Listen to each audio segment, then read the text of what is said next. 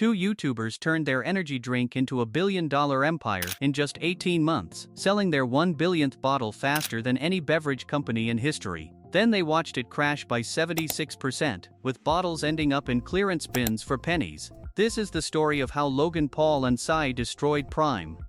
Flavor Prime Energy Dream Pop, the flavor that'll make you cream in your dream. About $50,000 in cryptos. I lost $40,000 and I lost around $15,000 US. I lost $25,000. $120,000. $500,000 Australian, which is $500,000. Back in January 2022, Logan Paul and KSI stood in front of cameras and announced something the internet never saw coming. These two former rivals, who once fought in a boxing ring, were now business partners launching Prime Hydration, a sports drink meant to take on giants like Gatorade and Powerade. The sports drink industry was already worth $25 billion, dominated by brands that had spent decades building their empires. Logan and KSI walked into this battlefield with nothing but their combined social media following of over 350 million people and the boldest marketing strategy anyone had ever seen. The launch was pure genius at first. Prime wasn't just another celebrity cash grab. They positioned it as a hydration drink with zero sugar, 200 milligrams of BCAAs, electrolytes, and bold tropical flavors that actually tasted good.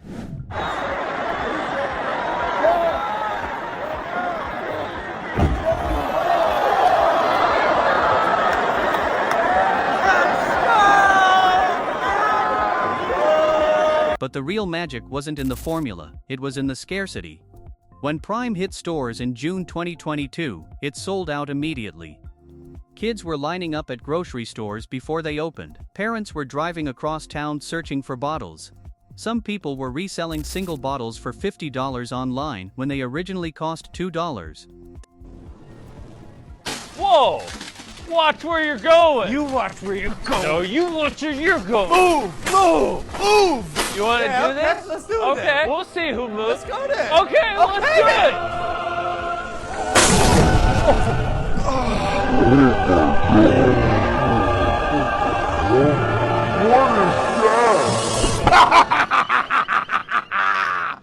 Lindsay! That's amazing! JJ, you're a genius! This wasn't an accident. Marketing experts later identified Prime as a textbook example of scarcity marketing, a strategy that creates artificial urgency by making products constantly appear sold out. Whether Logan and KSI planned it or stumbled into it, the effect was undeniable. The entire internet was talking about Prime. Every TikTok and YouTube video featuring that distinctive blue bottle drove more hype. By the end of 2023, Prime had hit $1.2 billion in sales, making it the fastest-growing beverage company in history. They sold their 1 billionth bottle in under 2 years, a milestone that took established brands decades to achieve. The partnerships rolled in like an avalanche. Arsenal Football Club signed Prime as its official sports drink supplier in July 2022. Then came the Ultimate Fighting Championship in January 2023, followed by FC Barcelona and FC Bayern Munich. They even secured a Super Bowl commercial and got athletes like Patrick Mahomes and Erling Haaland to promote the brand. Logan Paul proudly showed off their massive 1.2 million square foot production facility, capable of producing 20 bottles per second. Everything seemed unstoppable, but behind the viral success, cracks were already forming. The sports drink industry is brutally competitive.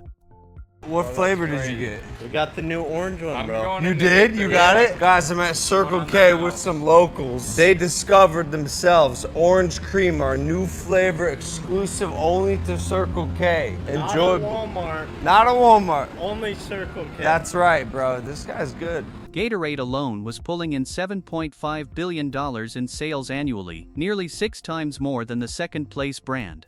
Prime was fighting for market share in an industry where customer loyalty runs deep and switching costs are low. Once the initial hype wore off, Prime needed something they never properly developed: a reason for people to keep buying.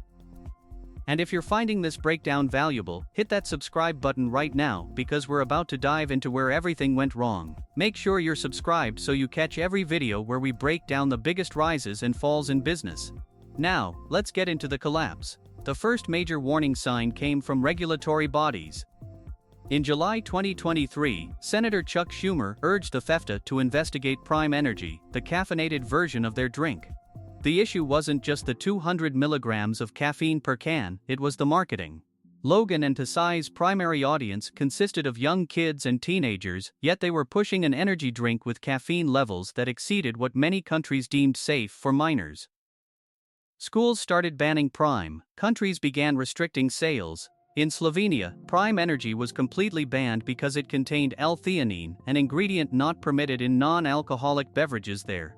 Then came the health concerns. Reports surfaced claiming Prime contained FAs, commonly known as forever chemicals. While the brand denied these allegations, the damage to their reputation had already started spreading across social media. Consumer trust, once sky high, began eroding. Parents who initially bought Prime for their kids started questioning if the drink was actually safe. The business model showed its weakness in 2024. Sales in the United Kingdom, one of Prime's strongest markets, dropped 70% from £120 million in 2023 to just £33 million in 2024. In the United States, first-half sales fell 40% compared to the previous year. By October 2025, Prime was projected to generate only $300 million in revenue, a staggering 76% crash from its peak.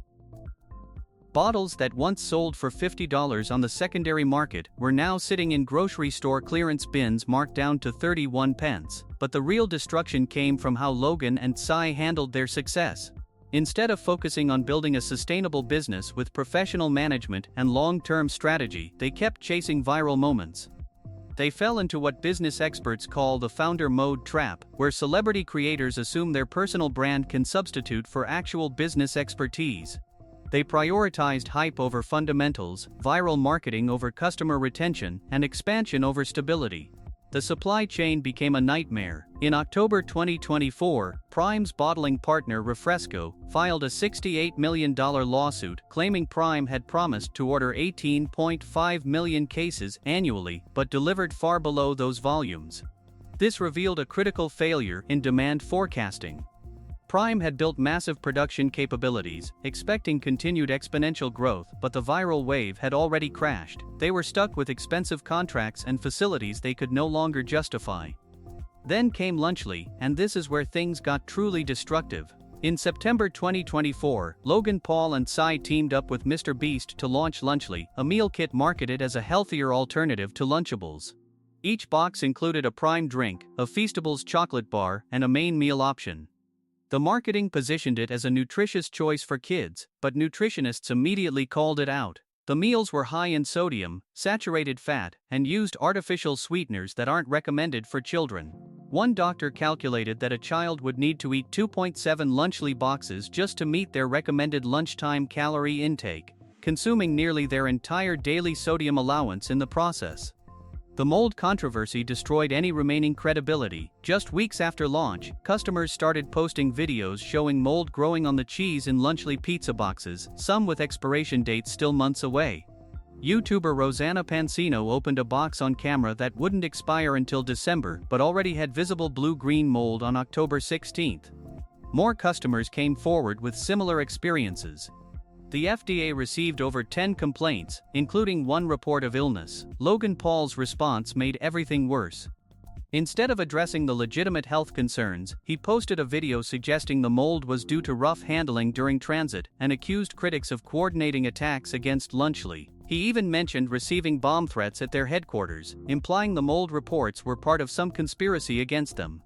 The tone came across as defensive and condescending, rather than concerned about children's safety. Major grocery stores began pulling Lunchly from shelves, and the brand became a cautionary tale about influencer products before it even had a chance to establish itself. The Lunchly disaster had a direct impact on Prime. Parents who were already questioning Prime's safety now associated it with moldy food sold to children. The brand's image shifted from cool and aspirational to potentially dangerous and irresponsible. Consumer reports later found that Lunchly kits contained concerning levels of lead and phthalates, compounds that can be harmful to developing children. The association between Prime and Lunchly became toxic. Meanwhile, Logan Paul's other controversies kept resurfacing. His Crypto Zoo NFT project from 2021 had promised investors they could earn money breeding virtual animals, but the game never launched. Investors lost money, lawsuits were filed, and although the case was eventually dismissed in October 2025, the damage to Logan's reputation persisted. Even though he offered refunds totaling $2.3 million, many saw him as someone who repeatedly launched products targeting young fans without proper follow-through. Feastables chocolate showed how to do influencer products right. After early missteps with Mr. Beast Burger, he learned to build proper business infrastructure, hire professional management, and focus on product quality over hype. Feastables maintained steady growth because it prioritized fundamentals. Prime did the opposite. Industry analysts pointed to several fatal mistakes. First, Prime never differentiated itself beyond the celebrity endorsement. Once the novelty wore off, consumers had no compelling reason to choose Prime over established brands. Second, they expanded too aggressively without building brand loyalty. They prioritized being everywhere at once instead of dominating specific markets first. Third, they never properly transitioned from viral marketing to sustainable business practices. Every strategy was designed for short-term hype rather than long-term value. The failure to build repeat customers was especially damaging. Data showed that while Prime had massive initial sales, repurchase rates were significantly lower than competitors. People tried Prime because of the hype, but they didn't become loyal customers. In the beverage industry, repeat customers are everything. Gatorade doesn't just sell drinks, it sells habit. Athletes and regular consumers trust the brand and buy it consistently. Prime never earned that trust. The overhead costs became unsustainable. Prime had committed to massive production facilities, expensive athlete sponsorships, major sporting event deals, and aggressive marketing campaigns, all built on the assumption of continued exponential growth. When sales crashed, they were stuck with fixed costs that destroyed their profitability. The UK division of Prime Hydration saw pre-tax profits completely vanish while revenue plummeted.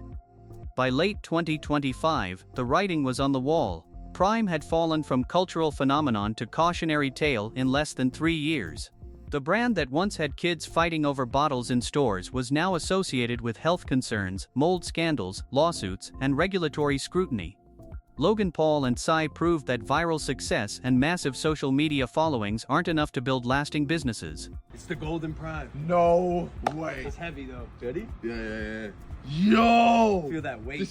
No! Oh my god. Bro! I told you it was heavy. They showed exactly how not to scale an influencer brand. If you enjoyed this deep dive into one of the biggest business failures in recent history, make sure you're subscribed to the channel. We break down the most insane stories in business, from billion-dollar empires to spectacular crashes just like this one. Hit that like button if you want to see more content like this, and drop a comment letting me know what company or creator you want me to cover next.